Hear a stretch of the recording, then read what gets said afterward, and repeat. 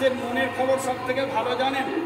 আল্লাহ পাক বলছেন, আপনি ওই বেদিনদেরকে দেখেছেন, দুরাত্মাদেরকে দেখেছেন, যারা দুনিয়ার ছোটখাটো জিনিস দান করতে কুণ্ঠাবোধ করে, যারা নামাজ পড়তে যায়, নামাজ লোক দেখানি নামাজ পড়ে। আমি বলছি না, আল্লাহর কুরআন বলছে।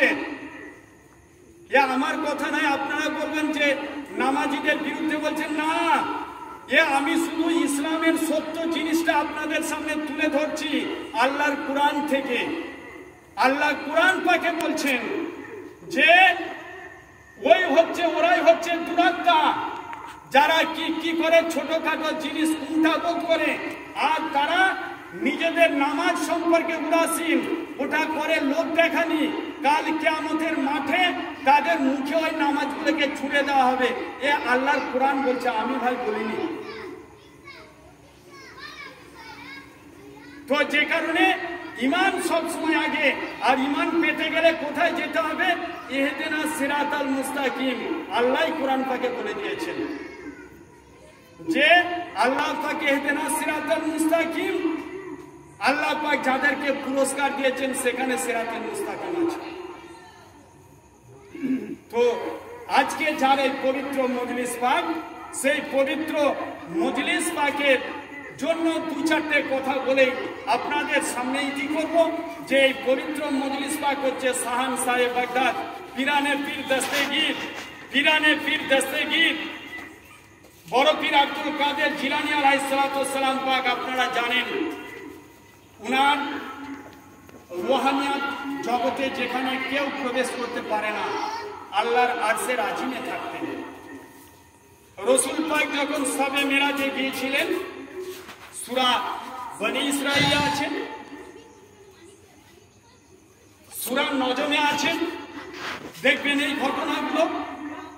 আল্লাহ রাসূল যে শবে মেরাজে গিয়েছিলেন, তো সেইখানে গিয়ে হুজুর গাউসুল আজম পাকের কাঁধ মোবারকে পা রেখে আল্লাহর আরশের আজিমে উঠেছিলেন।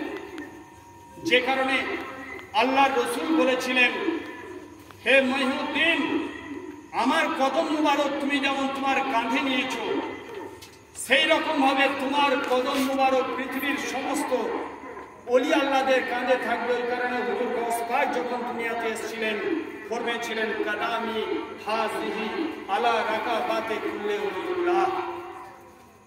সবাই মাথা ঝুঁকিয়ে দিয়েছিলেন যে নিশ্চয় ইয়া গাউস পাক, আপনার কদম পাক আমাদের কাঁধের উপরে।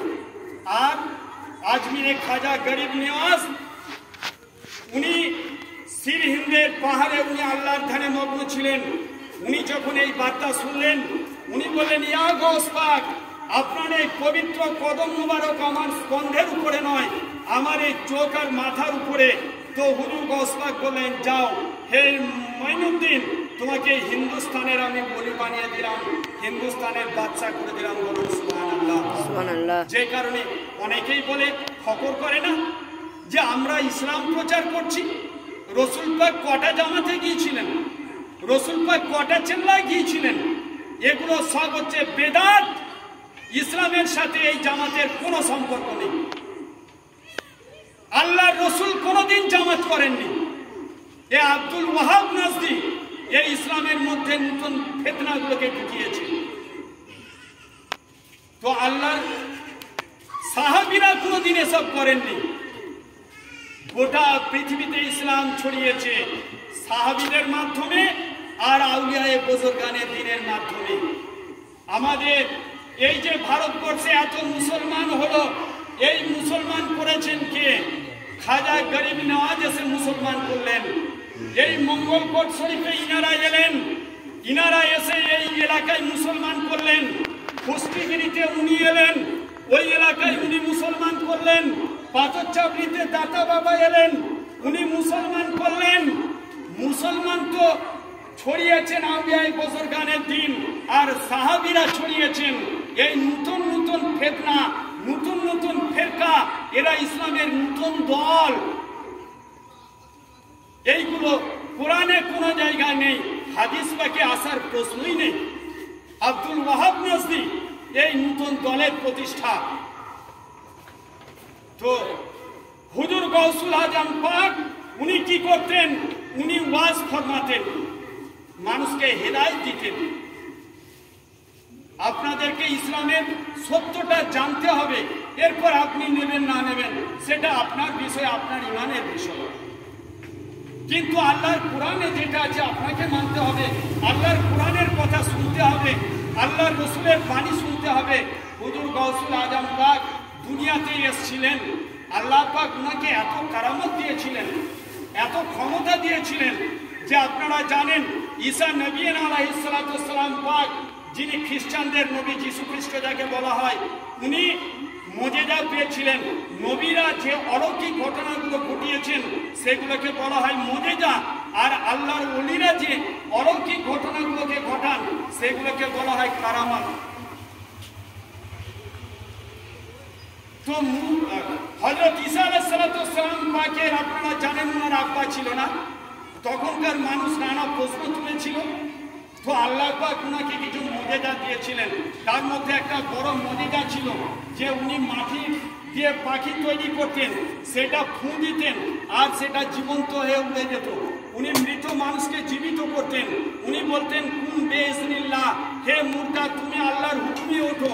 আর হুজুর গাউস পাক এত এত মুর্দাকে জীবিত করেছিলেন, উনি বলতেন কুন বিইজনি, হে মুর্দা তুমি আমার হুকুমে ওঠো। অনেকেই আবার শুনে চমকে উঠবে যে উনি কি আল্লাহ, নাউজুবিল্লাহ মিন যালিক। না, কিন্তু আল্লাহ থেকে জুদা নন, মানে আল্লাহ উনার কুদরতি পাওয়ার হুজুর গাউস পাককে দান করেছিলেন। ওই কারণে হুজুর গাউস পাক বলছেন যে আমি সারা দুনিয়াকে আমার হাতের মুঠোর মধ্যে সরষে দানার মতো দেখি। দুনিয়ার এমন কোনো বছর নেই, এমন কোনো মাস নেই, এমন কোনো দিন নেই, সেই বছরের মধ্যে, সেই মাসের মধ্যে, সেই দিনের মধ্যে কি হবে না হবে, প্রত্যেকটা বছর মাস দিন হুজুর গাউস পাকের দরবারে হাজিরা দেয় এবং ওনাকে আগাম জানিয়ে আসে। বলুন সুবহানাল্লাহ। ওনার কাসিদা পাকের মধ্যে দিচ্ছেন। তো হুজুর গাউস পাক অজস্র কারামত পাক আছে। আপনারা জানেন যে উনার মায়ের পেটে থাকা অবস্থায় উনি 18 পারার হাফেজ হয়ে জন্ম নিয়েছিলেন।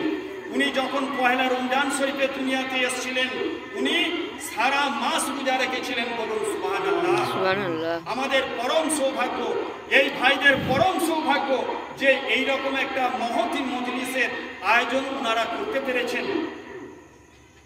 আল্লাহ পাক উনাদের সকলের ইমানকে মজবুতি দান করুন,